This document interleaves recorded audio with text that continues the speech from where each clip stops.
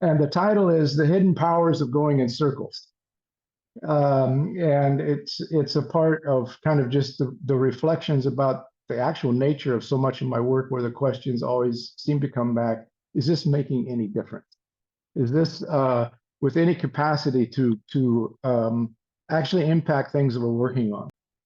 And so much of my work faced this question of how do you proceed to stitch a conversation when it's not possible, absolutely not possible, for people to meet. And of course, you get into, when you start asking that question and you go back to actual experiences that you've had, you realize how much time you spend trying to be very creative around something other than a direct, the purpose of bringing people into a direct conversation at a table. How do whole collectives cohere around common purpose without centralized control? I'll repeat it.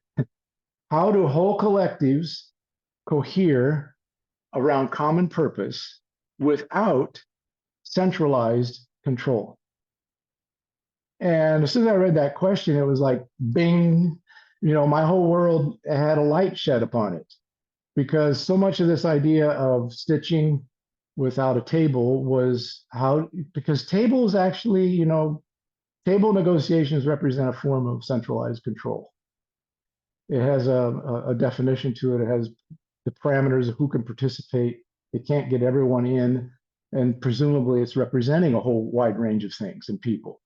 But nonetheless, it remains that. The convening often is narrowing from the very complex to something that is manageable at the space of conversation.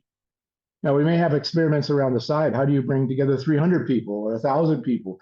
But this was a totally different question. It was, how do whole collectives do this without that being the case?